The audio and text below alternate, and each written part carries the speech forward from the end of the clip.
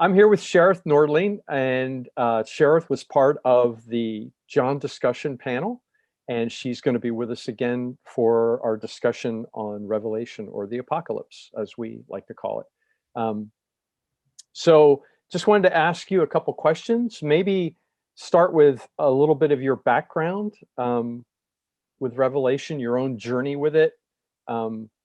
Everyone's just different, but I'd love to hear yours. Yeah. Well, I certainly came up through that generation and exposed to that whole kind of left behind genre. I think that, like, you don't know how much of this kind of weird stuff just is like getting into your corpuscles, or how much people are actually teaching you. But I just know that by the time I went and spent a summer with my grandparents in Alaska when I was 12, and my grandfather was teaching through the Revelation with his very limited Swedish church planting, non-exegetical way, he was trying to sort of make sense of this. And I just remember one day thinking really that the rapture had come, because I couldn't find my grandparents or any of my neighbors or anything else. And it was just me and the dog. And I just realized it was fueling kind of a low grade terror that somehow there was a puzzle, right, in this book that didn't seem to have anything to do with Jesus. But it was a puzzle about how things are going to end. And it felt so contrary to the character of God in terms of that puzzle where you just don't know, right? If you're in or out, or good or bad. It's like keeping that naughty and nice list. So I had to kind of work out that, and then it was also the time of Larry Norman, like, I wish we'd all been ready. And he's literally singing this in my high school. So it's like, this is just the stuff. Then I found out when I was in college, as I was thinking more about this as something I wanted to stop being afraid of, because I was really widening out into a very beautiful sense of what does it mean to actually live as a person, an eschatological person, a person of the Spirit in this time that's already God's opened time, where the future is already in our present. And as a person who had lived a very robust life in the community in the Spirit, I thought, well, that's a word I want to re-embrace and not have it just be about some other worldly thing. Right. And so I remember having a conversation with my dad, found out that that's how he got kicked out of his first job at a college, was because he was teaching the Revelation at a Pentecostal school, and was teaching it the way that probably we'll be talking a lot about it in our sessions, as not a puzzle book, right? But as a really vital, cosmic and practical reminder to churches who are under pressure and suffering to remember who they are, and to remember the story they're in, and the Lord who loves them and will bring them home, and to make their suffering fit properly into the space of his life, who has suffered with and for them. And so that was like, okay. And then early in my 20s, I just ended up in a church where there was a guy who was teaching a class, a Sunday school class on the Revelation. And it was like, okay, I'm going to go. And not like with all my, antennae out. But he was a really good Bible scholar. And it was the moment I woke up and discovered not only what were the pressures happening empire-wise in terms of what was the life of Rome on the church, but it was the wake-up call to go, oh, this is a book that's just a gorgeous quilt and pastiche of Jesus scriptures, that this is like 80%, 90% Old Testament. So what is this church that doesn't have a New Testament trying to say about their place in time and their future time, all of which is held by Jesus from their scripture, as John does this incredible vision. And then I got so curious, like suddenly it was like, wow, that you could use this imagery from a long story of God with his people and let it work and play on the imaginations of Christians, and have all of these kind of resounding echoes go off for them. And thought, this has never happened for me, because I didn't know the Old Testament. Like, I could never do what Jesus could do, which is to say, well, my story's pretty much here. Like, I could tell you on the road to Emmaus, my story without the New Testament. So as long as you've got me and a gospel, like, could you, Cherith, tell the good news from my scripture. And I thought, Mm. no, I can't, because I have been taught as a Christian to read the New Testament. So anyway, all of a sudden I thought there is such richness here. And I just have never had a place to be able to actually linger for a long time in that. But I also then watched the last class that my dad did as a teacher before he retired at Regent was to teach the Revelation, and to listen to the joy and the worship that that was bringing to him. And then to hear from students years later that that experience for them was so life-giving. I thought, I hope someday I get to have that opportunity to sit and linger and actually find out what Jesus has to say, since it's actually his revelation, right, to John, and it's a self-revelation. I thought, I want that. So the fact that we came out of the John gospel and then we're like, oh, maybe this was even the letters to the churches, maybe this was the story that they were sort of holding in their heads prior to that gospel. Go, I want to meet them head on. Like if they were given that and they were expected to understand that as Gentiles who hadn't known their Old Testament, then I want to hear how Jesus would give a revelation to John in a story that I'm in too, that's really for the church as much today as it's ever been, in every generation, every time. So I feel so lucky and privileged to, I would come. Even if I wasn't on this panel, you would have me for the year. Let's put it that way. I don't know if I'm equipped to be on the panel, but I really can't wait for the thing. No, that's awesome. That's awesome. The couple things you said are, I'm hearing repeated. One, and this is so far unanimous, everyone that's on the panel, and I haven't talked to everybody yet, but everyone started with fear. Like the narrative that they were handed about Revelation was one based in fear, not an unveiling of this is who Jesus is. And so there were, preconceived notions about God and what he's like that were thrust into the words and the images that you read in Revelation that are very different. And it produced fear on all of our parts, that it kind of scared us. And like I came home and oh, the rapture happened. And so that's one thing that I hear is a repeated theme. So I feel like this is not only going to be a time of learning, but I think it's going to be an ongoing time of healing for a lot of people. I do too. To reclaim Jesus' vision of who he is to us, through this incredible imagery that I don't have any idea what it's referring to. I'm kidding. So, and the second thing that is repeating is a lot of people don't. Well, here's what's repeating: is this whole vision is birthed out of the Old Testament. So it's almost Jesus interpreting the Hebrew scriptures for us as to this is how the story ends. And if I look at it that way, like this becomes like the coolest book ever. Yeah. Like it's Jesus' vision that he says, John, write this down. I want to tell you what, right? And so the thing that I've heard repeated is this sense of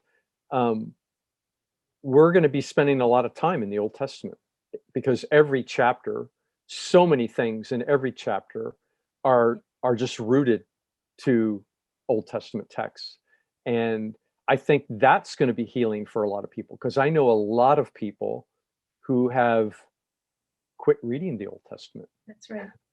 And their fear is the Old Testament, and their fear is Revelation, right? Yeah. Because we can do the Jesus stories and we can do the letters as like exhortation, but we don't know what to do with this mysterious ancient Near East world that we don't really understand, and all the genre and the God as they're trying to understand God. And we definitely don't know what to do with the other piece. But actually, Yeah.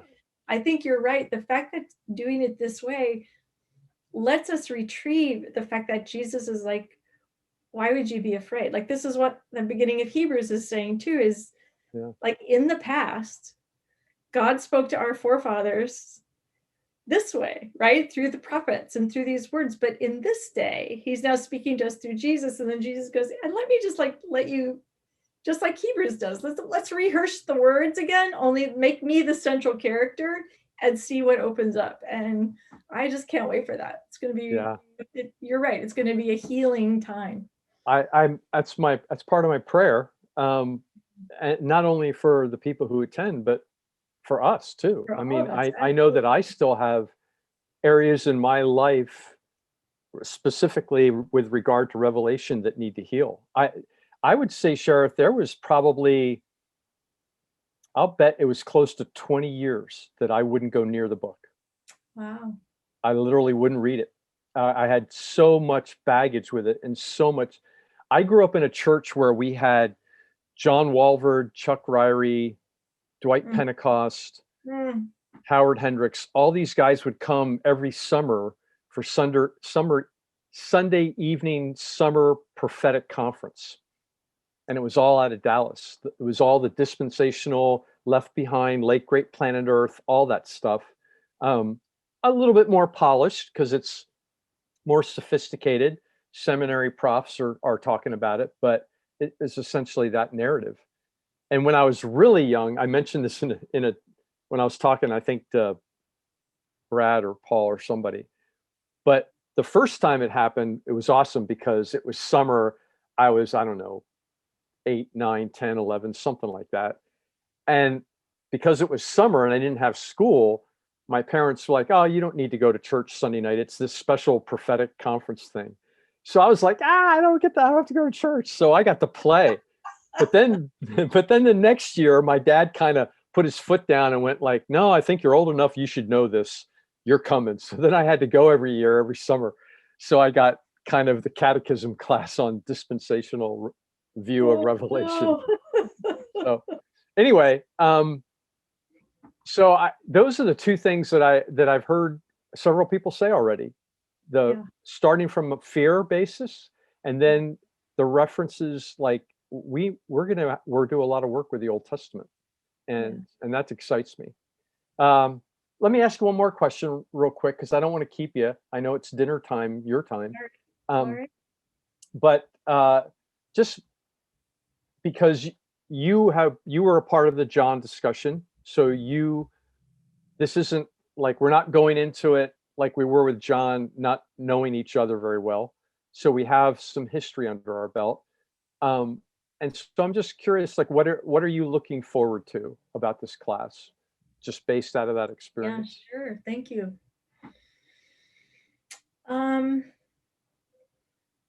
So a couple of things. One that isn't specifically tied to the study of Revelation, but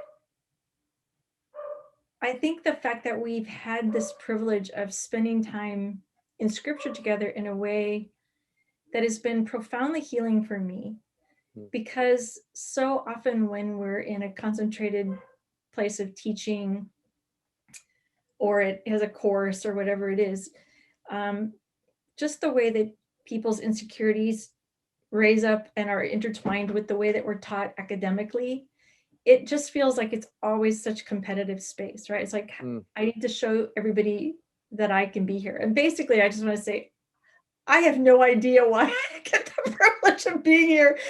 And I love to be here. And I never feel that competition. I always feel like a little bit amazed that we have Father John bringing the level of what he is, that we get to engage with at that level, and also just watching the humility that he brings. But it just allows it's just such a lovely, lovely space. And at the same time, what really formed that profound healing space that it was for me last year was because we were actually submitted to Jesus together.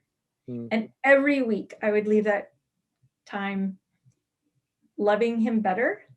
And during a time of COVID and during a time of political upheaval and everything else that was going on while we were meeting, there was something amazing about the ascended lordship of Christ just being like, I cannot get unelected, Cherith. Nothing can separate you, including the chaos on the ground. Nothing from the love of God, which is me embodied as Jesus Christ. Like, it's not the love as an idea that you can't get separated from. It's me who embodies the very love of God, who holds you in my own humanity. Until the hypostatic union is taken apart, which it never will be, you are good to go. So that kind of coming out of that richness and just feeling like I was in a living conversation when church was so impossible. And I feel like that's the gift of that community time, was to really be with a koinonia, a fellowship of people who were being with Jesus, with one another, and by the Spirit leaving better for having been with him and really held by our Father together. I look forward to that again. And the fact that to come out of that and go, wow, we get to listen to John's voice again in a different way with an urgency that is really, really important to pay attention to, but also just this really big picture palette, right? There's something really amazing about coming back with people who have learned together to trust John's voice and vision, and to go, I'm really curious to see how much I'm going to learn. I just cannot wait. I think the other thing I'm so grateful for about the timing is that just as we're like, just even watching the stock market like plummet yesterday and soar back up today, and reading about just the truly like powder keg crisis in South Africa, watching like our close friends in Indonesia, where that's the epicenter of this virus right now, because my husband has an orchestra there. Like, it just feels like, to borrow Brian Zahn's word from his book, like it just feels like the world is really on fire. And I feel so much the pressures of the things that are on offer to kind of either just put your head under the sand, to kind of go with like just all the, you know, the temptations of how to be a church that's flailing around, instead of actually going, but somebody's Lord over all of this and is actually in it and busy. And the question is, are we really with him and participating in the midst of this fire so that we are not afraid of it, but really to go, this is what the incarnation is all about. Like, how is he present with us? And so somehow I thought, I am so grateful in this kind of year of coming out and watching to see now the massive poverty that so much of the world is in because of where we've been the last year and a half, let alone where it was before. The fundamentalism that people are drawn to, right? Because it just relieves them of the burden of having to be critical thinkers or to live with uncertainty. And with all of those pressures, and then just sort of the empire pressures of powers and principalities and everything else that says, just do Christianity this way because it's really, it works, right? And so don't name things. I thought, wow, what an incredible gift to be for a year almost, or at least it feels that way to me, an academic year, to be in a conversation with Jesus and his people, to say, do you know who is the Lord of the cosmos? Do you know that he wears the marks of not just your wounds, Cherith, but of the world? And as a cruciform person, can you enter with me fearlessly into these spaces, because they're already spaces that have been stamped by resurrection and new creation, and it might cost your life, but the story of the gospel is you get it back. So I can ask you to do anything because you've already been given the same Spirit who's raised me from the dead. Like, what could they do to us, right? And so, will you trust me? Will you come? And I realized that in the last few months, I think just my capacity post-COVID, or in this moment stage of COVID, I feel like my capacity has been a little diminished. And it's been very tempting to just kind of put my head down a little bit and be like, Lord, it's just too much. I don't know what to do some days. And to feel invited out of that, not to go rescue the world, but to care with Jesus about the world, and to really hear his word to the church and the churches, and to say, these options are not participatory because they don't tie to that big story. But that big story is the story that holds you. So could you not look like this church, but to be willing to actually look like me, who was dead and is alive. And can you come, right? And know that it turns out well.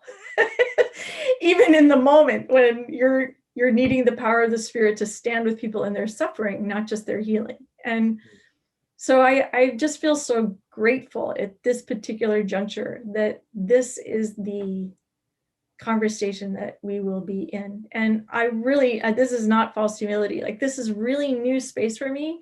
So I've got my little stack of books like we all do, just to be like, what kinds of things do I need to be like tilling the soil just to be ready to hear and have seeds planted over this month? But I do not come with any expertise. I just come with a deep longing to meet Jesus and to be together in this space. That's beautiful. Thank you. Really. The thing. Yeah, no, I hope people will hear what you're saying, and see, because I agree with what you're saying, and if that's true, the value of this is, what's the commercial say? Priceless, right? So it really is. So, but I'm excited about it. I look forward to it. I think it's just going to be a great time. I really do. Thanks for letting me be part. Oh, thank you for being a part. Are you kidding? Yeah. Great.